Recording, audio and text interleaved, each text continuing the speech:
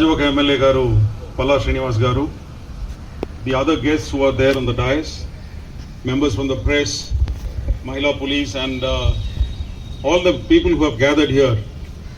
On behalf of the city police, I welcome all of you to this awareness campaign and a meet on the International Day Against Drugs and Illicit Trafficking. మీ అందరికీ తెలిసిన విషయమే, ఈ సమస్య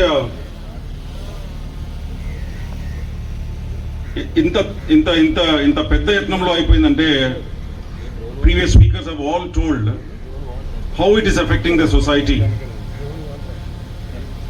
Honorable MLA Vishnu Kumar Raju garu chepparu how this should be tackled. Deentlo police department maatrame kaadu, all other departments, parents, teachers, Department of Education, Health Department, Transport Department, all these departments have to come under one umbrella and put in a very coordinated effort. అది చేస్తేనే మనం దీన్ని కంట్రోల్లో తీసుకురాగలుగుతాం, are even full stop పెట్టగలుగుతాం. తెలిసి తెలియకుండా యువకులు కొంతమంది కడుపు కోసం అని చెప్పుకుంటారు, కొరియర్గా మన ఏజెన్సీ ప్రాంతాల నుంచి కొరియర్గా పని చేయడం. అసలు వాళ్ళు తాగరు, వాళ్ళు ఇటువంటి వస్తువులు తీసుకోరు actually. But as the previous speaker said, there is a demand side and the supply side, and మధ్యలో ట్రాన్స్పోర్ట్. సప్లై సైడ్ మనకు ఏజెన్సీ ఏరియాస్లో ఇది మంచి, దానికి ఈ గంజాయికి ఒక అనుకూలమైన వాతావరణం ఉండటం వల్ల అక్కడ ఇది బాగా పండించడం, that is the supply side. అదేవిధంగా డిమాండ్ సైడ్ ఏముంది, మనకు పిల్లలు, యువకులు, తర్వాత even others, all of them are consuming. And ఈ శీలావతి బ్రాండ్ ఏదైతే మన విశాఖపట్నంలో బాగా పండిస్తున్నారో, దీంట్లో ఇది ఒక టాప్ క్వాలిటీ క్యానబిస్ అని క్లాసిఫై చేయడం జరిగింది. సో దీంట్లో ఏమవుతుందంటే డిమాండ్ బాగా పెరిగిపోయింది. Demand in the sense all the neighbouring states like Tamil Nadu, Karnataka, Kerala, Delhi, Uttar Pradesh, west Bengal, Chhattisgarh, Bombay, Goa, ఈ అన్ని రాష్ట్రాలు కూడా మన దగ్గర నుంచి ఇది బాగా అంటే క్వాలిటీ బాగా ఉండటం వల్ల ఇక్కడ నుంచి బాగా డిమాండ్ పెరిగిపోయిందంటే ఏమవుతుంది, the profits are very high.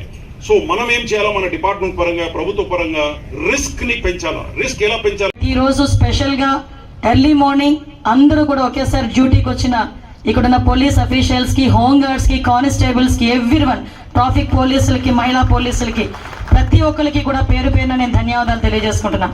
ఎందుకంటే ఒక ఎందుకులే అనుకుంటే రేపు పొద్దున్న మీ ఇంట్లో అదే పరిస్థితి వచ్చినప్పుడు నువ్వు గగ్గోలు పెట్టడంలో తప్ప వేరే ఆప్షన్ కూడా ఉండదు.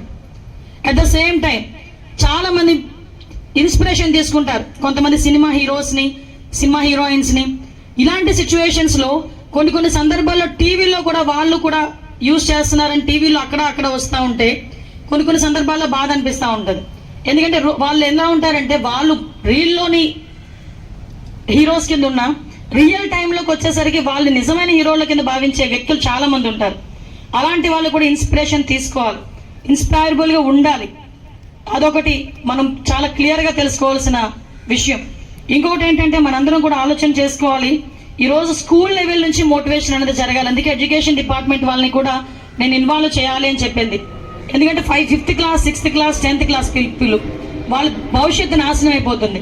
మీరు నమ్ముతారా, ఇప్పటికే ఒక జనరేషన్ నాశనం అయిపోయింది, ఒక జనరేషన్ పూర్తిగా నాశనం అయిపోయింది. ఇటువంటి సిచ్యువేషన్స్ లో ఈ రోజు నుంచి కూడా మనం ఒక ప్రతిజ్ఞ చేసుకొని, ఎప్పుడండి 89లో అనుకుంటా, 1989లో అనుకుంటా ఈ అంతర్జాతీయ మాదక ద్రవ్య వ్యతిరేక దినోత్సవం మొదలుపెట్టారు. 89 నుంచి ఇప్పటి వరకు కూడా టెక్నాలజీ పెరుగుతూనే ఉంది, కానీ మనం ఇంకా అక్కడే ఉన్నాం.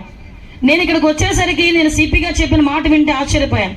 3 చెక్ పోస్ట్ల మల్టిపుల్ ఏరియాస్ నుంచి మీకు గాంజా సరఫరా అవుతుంది, ఇక్కడ నుంచే సరఫరా అవుతుంది అనే సంగతి తెలిసిన తర్వాత 3 చెక్ పోస్టులతో ఎంతవరకు వర్క్ చేయగలం?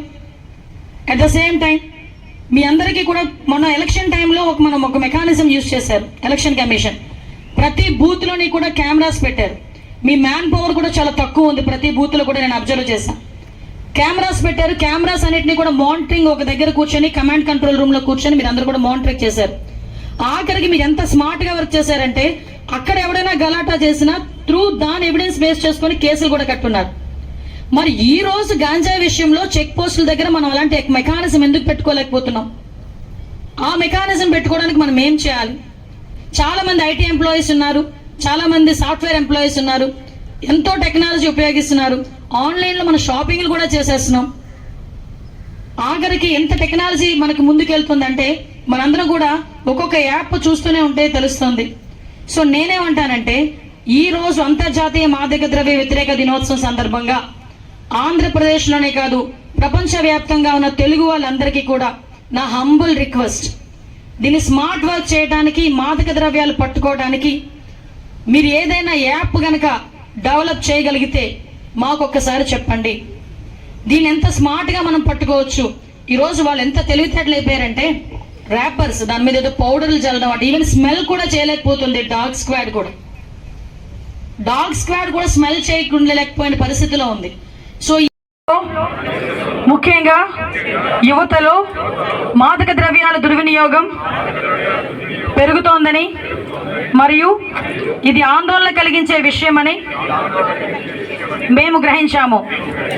మాదక ద్రవ్యాల దుర్వినియోగాన్ని అరికట్టేందుకు సహకరిస్తామని ప్రతిజ్ఞ చేస్తున్నాం.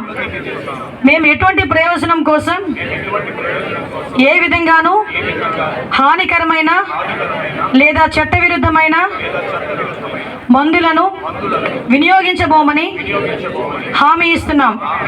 ప్రతి వ్యక్తిని, ముఖ్యంగా యువతను ప్రోత్సహించడం ద్వారా మాదక ద్రవ్యాల దుర్వినియోగం యొక్క దుష్ప్రభావాల గురించి మేము అవగాహన కల్పిస్తాం.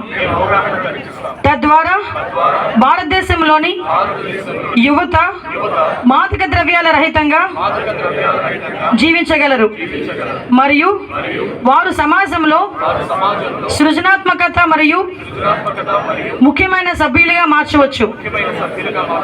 డ్రగ్స్ కు దూరంగా ఉంటూ ఆరోగ్యవంతమైన జీవితాన్ని గడుపుతామని ఈరోజు ప్రతిజ్ఞ చేస్తున్నాం.